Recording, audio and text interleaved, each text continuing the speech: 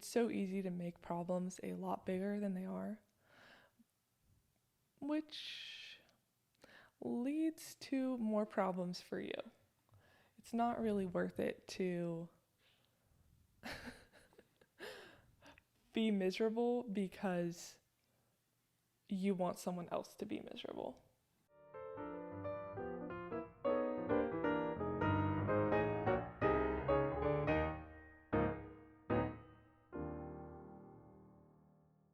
Hello and welcome back. We are currently in a very gloomy set of days here in Atlanta, Georgia, which has been nice because it's cooled the temperatures down, it feels like, quite a bit, and it's giving fall, which we love. Yeah, and not super hot.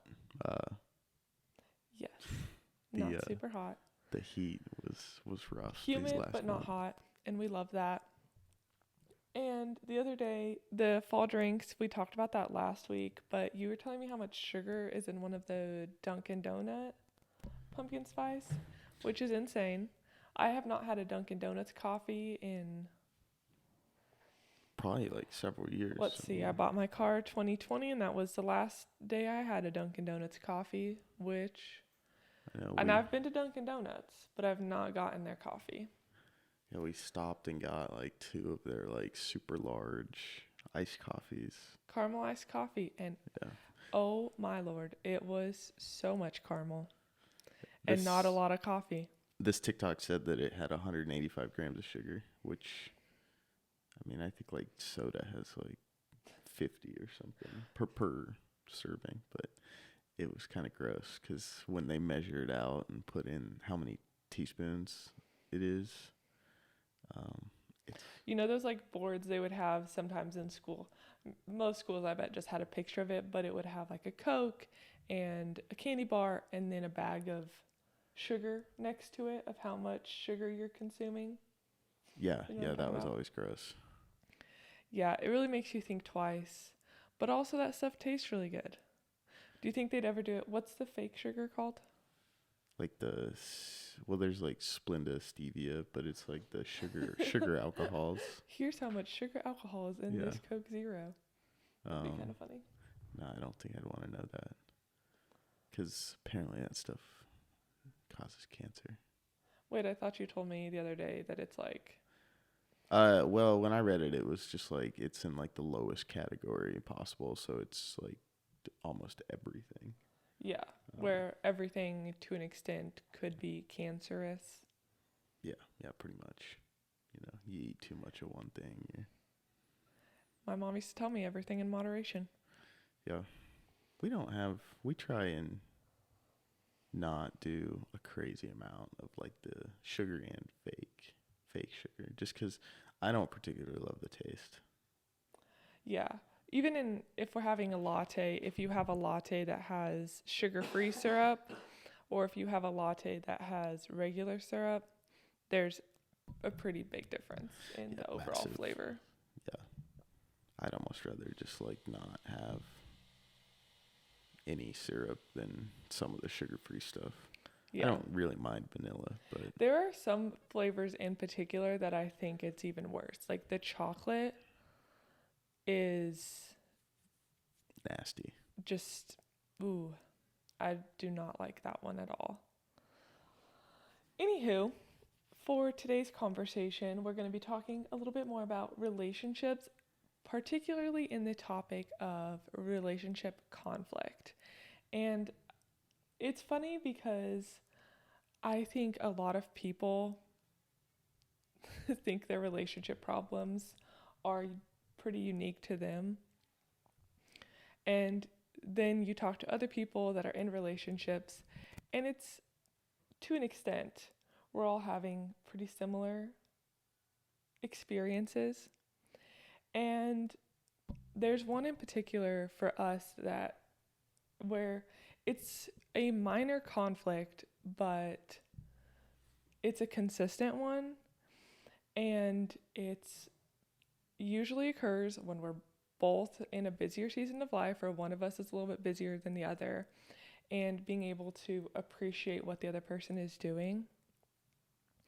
And another one is the boundary of like what's your time versus what's our time, and being able to not constantly feel that you have to be on the other person's schedule, I guess. Yeah. To, and something that we worked out a lot this week and kind of talked about is last weekend we had a discussion of just being able to serve one another, but at the same time, respecting each other's time, and that we both want to do different things, and that we don't have to constantly be feeling that our free time doesn't always have to be dedicated to one another. And I think that's in particular tricky because we both work from home, so we spend a lot of time in our apartment. So when we both get off work, we see each other. During our breaks at work, we see each other. And that in the Doing evenings, anything. we Yeah. can still, we can do separate things. Like we do not have to constantly. That's like one of the bigger things of like people that want to go back to the office. They're like, I just need like a break away from my family or people. But Yeah. And it doesn't mean you don't love them, but it's everyone, you reach a threshold. And this week, something we've done is during the weeknights, I think we spent one weeknight together, which we had a little like date night. And the rest of them, we just kind of did our own thing. And in the past, we'll feel this need to hang out oh yeah, at least a little we're bit every like night. not spending time together. So And it's exhausting. And I think we get sick of each other. And so this week has been nice because both of us appreciated our time together a little more. yeah, where like the time we spent together was like our time together, but then like with you just being busy, our schedules weren't like matching up as well as they were before. Yeah, and I think there are some things in a relationship that it's important that you guys have the same priorities, but also you both are going to have your individual goals, life. So in a way, it's together, but you're also doing separate things. And like right now, I'm in a busier season of work, so I'm working a lot more hours. And in my free time, I'm doing some of the other interests that I have that don't necessarily include you for most of them. And you're wanting to help Beasley be a better dog and work on your football stuff. Yeah, we've been doing a lot of dog training. So like I think most nights this week I was just took them and we went to the park and Yeah. kind of left Even you honestly, here and just going to the store alone too is nice. yeah. Last weekend I went to Trader Joe's, and it's just sometimes nice because although I value your opinion, it's also nice to be like, I want some flowers. I'm gonna get myself some flowers. Yeah. And not that you don't love flowers, you don't, but we're gonna ignore that fact. I don't know, it's just there's an independence that I think we got married relatively young. That it's nice to remember that we can still have independence. And we're not 100% codependent on each other. yes. And I think that's something we've talked about that has been a constant tension in our relationship is, okay, what's the line between our dependence on one another, but also defining that we are also two separate beings and want to do separate things and enjoy separate things. And that that's also okay. It doesn't mean we have to, I don't know, it's just really. Yeah, I mean, I think like the biggest thing, like one or like noticeable is like just like you're on your own for dinner. Like I'm gonna eat whatever, what time I want. If you want to eat later, Yes. you do this Which week. has freed up the weeknights so much more. And if one of us is making something, we'll make enough for the other person. But if they don't want it, it's also leftovers for tomorrow. Yeah, and Eh, you started working out later in the day too because it's cooler. So like Yes. you're not confined to having to run at 5:30 in the morning. Yes. Which I appreciate so much more because I hate running in the dark. It just, I don't know, it's bad vibes. It's nice if I can relax enough beforehand where I'm not, I don't know, creeped out by the darkness. We But I've run into a few coyotes and a few odd people that I and just, dogs too that are yeah, like dogs off the leash that you're yeah. like, oh my gosh, we're gonna die. Um, I wouldn't say like our particular area is like super like well lit. I guess. Hmm. Now I know you run further than me, so you go a little further out, but just like around here, there's not like a ton of street lights, so it can get pretty dark. Yeah, and I have lights to help me run. But anywho, the second part of the second question I wanted to ask you was, so obviously you have this independence in a relationship that I think is critical so that you both can thrive. But something else I think that we've both worked on this week is the idea of also being selfless in a relationship. That there are times when there's a saying where in a relationship it's not always going to be 50-50. Sometimes it's going to be 80-20, 60-40. And being able to appreciate the other person even if they're only able to give 20 at that time, and bringing awareness to what they are doing. Yeah, like with you working 55, 60 hours. I know you even worked on the weekends, but like a big thing for us is like we don't live in like a super big apartment, but Mm-hmm. it can get pretty messy, especially with like shedding season for the dogs. And um, I wish our dishwasher was bigger, but Yes. just all these like little things can get so backed up. Uh, And I think when you set your mind to being more selfish and that you're doing a lot and the other person's not doing enough, I think the area loses a piece. And even if it's not super conscious, you don't want to do as much because you feel like the other person's not doing enough. So you want them to notice the chaos almost. yeah, And I think last week, not this prior, but like 2 weeks ago, it felt like our apartment was just in a chaotic state. And I think some of that was because of the tension between the two of us. That wasn't, I mean, anything major.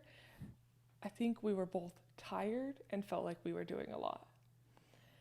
And this week we had a shift where we chose to serve one another daily and kind of doing one more thing. Okay, today I've noticed and a lot of these tasks don't take a ton of time.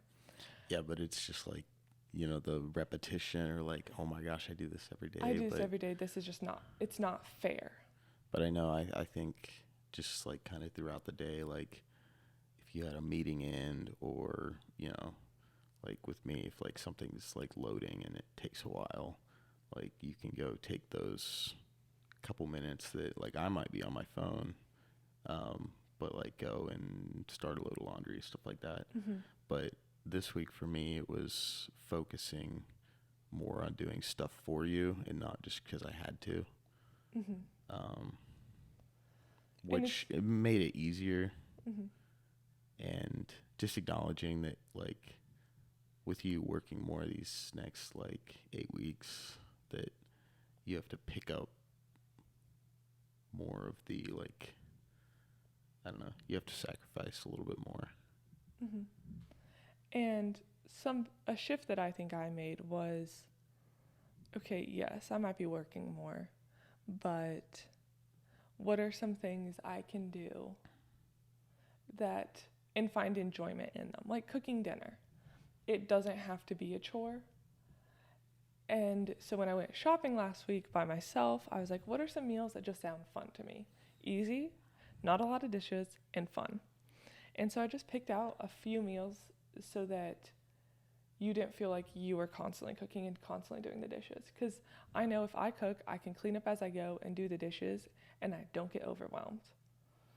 And so that's a way I felt like I could serve you and take a little bit off your plate, but also within my like will, because I'm not gonna make a 5-course meal like for Yeah, but we a had ton some of fun dishes. dishes. Like you made a flatbread pizza stuff Yeah, today or last week that was really good. our relationship. It's funny how our home will often represent how our relationship is doing. Because if we are in lockstep, our apartment's cleaner. Yeah, like Things just get kitchen's done. clean, vacuum, everything. Our dogs seem to do better. There's a peace and joy that fills the space where when there's a tension between us and it seems to get more chaotic. And I think it's easy to get selfish in a relationship because I mean, going back to that independence thing, you are two separate people and you can want to change someone and want them to want the same things you do, but that's good in some aspects, but also in others that's not how you're supposed to be. Some differences are very healthy too. Yes. But expecting someone to change just because you want them to change is not probably going to end very well. Mhm. Or it's not as healthy. But yeah, I agree. Like when we're like fully connected, like everything's just going smooth. Mhm. I know though, like with that, like just the week as it goes on can just get overwhelming, and then by like Thursday, Friday, like we're both like more irritable Mhm. and just drained. Yeah, and I think it's being aware of those feelings, and often we let it get to a point where you hype yourself up in those feelings, especially when you're more tired. You kind of push your feelings to be felt more than what's a reality. So by Thursday, because X, Y, and Z is a mess, I mean, by Friday, it's just, you've hyped yourself up all day long of, oh, I just do so much. I've done so much to keep this place clean. It doesn't stay clean. It must be the other person, you know? Yeah. And bringing an awareness to the situation and not making things so big, because it's so easy to make problems a lot bigger than they are, which leads to more problems for you. It's not really worth it to be miserable because you want someone else to be miserable. That is very not healthy and selfish. Yeah. Like, oh, I'm miserable. They need to be miserable too. And Yes. And I don't think it's like you want them to be miserable, but you want them to see that you're miserable and you make yourself more miserable wanting them to notice, if that makes sense. yeah, or just like kind of feeling validated. Like, oh, like Yes. I'm doing all of this. Like, I need someone to tell me, like, hey, like, good job, or like, thank you. Yes. And one thing you told me last weekend was, hey, I just need you to. I think my biggest thing, like, I was like, I need you to do like a couple meals a week. Well, you didn't even say that. You said, I just want you to tell me good job more. Yeah. And Just so the work that I was doing, like when you're working, yes. it felt more appreciated. Yes. And I said the same. I was like, okay. And I don't think you always acknowledge what I'm doing. And it's funny because we reached a point where I think neither of us knew what the other person was doing from a household perspective Yeah. because it just constantly felt chaotic Yeah. a couple weeks ago.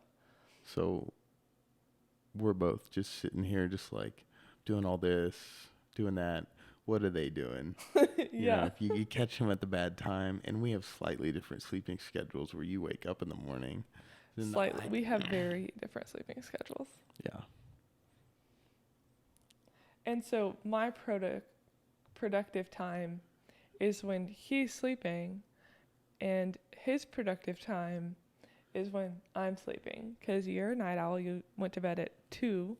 I am usually up at 4. So, very different times where we are functioning. And so, the time that we are both awake, we're working for most of it. And then there's 2 hours, really. Yeah, it feels like it gets shorter every day. And so, yeah, I think relationships, it's a constant learning experience. And I'm sure we're going to still have these arguments.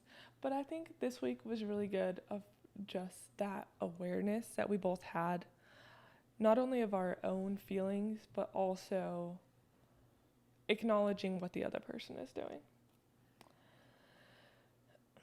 Yeah, this week was like really nice. So hopefully it continues into next week.